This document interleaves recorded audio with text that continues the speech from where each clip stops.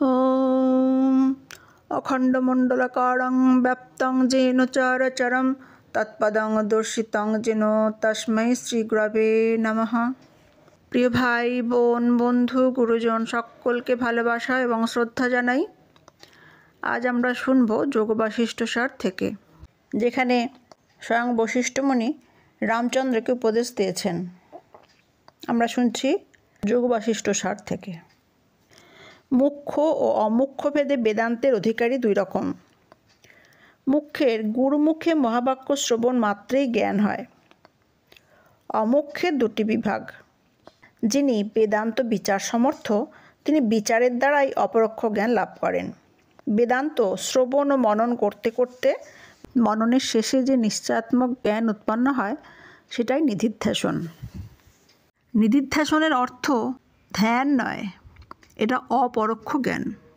বিচার মার্গের মন ধ্যানে একাগ্র হবেই না, তার জন্য বেদান্ত দর্শন ধ্যানরূপ নিধিধ্যাসনকে বিপর্যয় নিবর্তক বলা হয়।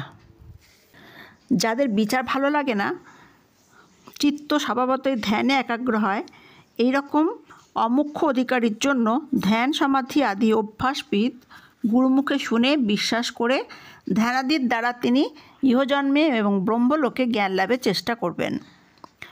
যোগশাস্ত্রের ধারণা ধ্যানাদি বেদান্তের সাধন চতুষ্টয়ের অন্তর্গত সমাধানের অন্তঃপাতী। জ্ঞানমার্গে ধ্যান বা যোগ শব্দের অর্থ নিধিধ্যাসন অর্থাৎ জ্ঞানাভ্যাস, অর্থাৎ বারবার মননের দ্বারা তত্ত্ব নিশ্চয় করা, এটাই জ্ঞানরূপ নিধিধ্যাসন। এরকম করতে করতে চিত্ত স্বতই শান্ত নিরুদ্ধ হয়ে পড়ে। যোগাভ্যাসের দ্বারাও চিত্তের সেই প্রকার নিরোধ হয় না। দুই প্রকার অধিকারীর সাধন পথ উপনিষদে প্রসিদ্ধ, এক পিপীলিকা মার্গ ও দুই বিহঙ্গম বা সুখ মার্গ। পিপীলিকা মার্গ, পিঁপড়ে যেমন ধীরে ধীরে অগ্রসর হয়ে কোনো মিষ্ট দ্রব্যের সন্ধান পায় এবং সেটা খেয়ে পরিতৃপ্ত হয়, সেই রকম সাধারণ অধিকারীও বহু জন্মে ধীরে ধীরে সম দমাদি অভ্যাস, নিষ্কাম কর্ম, উপাসনার সাহায্যে শুদ্ধচিত্ত হয়ে ক্রমশ জ্ঞান সাধন অনুষ্ঠান করে তত্ত্বজ্ঞান লাভে কৃতকৃত্য হন। এটাই রাজমার্গ। প্রায় সকলেই এইভাবে একত্ব লাভ করে। এই মার্গে ক্রমমুক্তি হয়, অর্থাৎ ক্রমশ মুক্তি। বিহঙ্গম মার্গ বা সুখ মার্গ, বিরল কেউ কেউ সুখ মার্গে গমন করে থাকেন।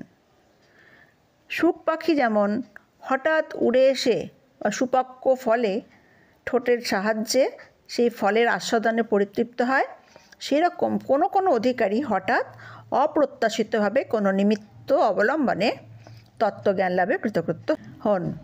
তাদের আর সম দমাদি বিবিধ সাধন অভ্যাস করার জন্য ধীরে ধীরে অগ্রসর হতে হয় না। যেমন যোগবাশিষ্ঠে মহারাজ জনকের কথা আছে। মহারাজ জনক একদিন উদ্যানে বিচরণকালে হঠাৎ সিদ্ধ গীত শুনতে পেয়ে বৈরাগ্যপূর্ণ চিত্তে গৃহে ফিরে গিয়ে আত্মবিচার করতে করতে অল্পকালের মধ্যেই তত্ত্বজ্ঞান লাভে শান্তচিত্ত কৃতকৃত্য হয়েছিলেন। এইরকম অধিকারী অবশ্য খুবই বিরল। সুখমার্গে সদ্য মুক্তি। বস্তুত অন্যায় ব্রহ্ম বাক্য মনের অতীত। বাক্য দ্বারা তাকে প্রকাশ করা যায় না। কিছু বলতে গেলেই দ্বৈত এসে পড়ে। তাই শ্রুতি নানা কল্পিত উপায়ে সেই তত্ত্ব বর্ণনা করেছেন। নাম, জাতি, গুণ, ক্রিয়া প্রভৃতির কোনো একটি থাকলে তবেই সেই বস্তুটিকে শব্দ দ্বারা প্রকাশ করা যায়। ব্রহ্ম নাম, জাতি আদি রহিত, অতএব শব্দের অগোচর। তাই শ্রীরামচন্দ্র বশিষ্ঠদেবকে বলেছিলেন, যদি মৌন অবলম্বন করেই তত্ত্ব বোঝাবার উদ্দেশ্য সিদ্ধ হয়, তবে আপনি আমাকে এত উপদেশ দিলেন কেন? প্রথম থেকেই আপনি মৌন অবলম্বন করলেই হতো।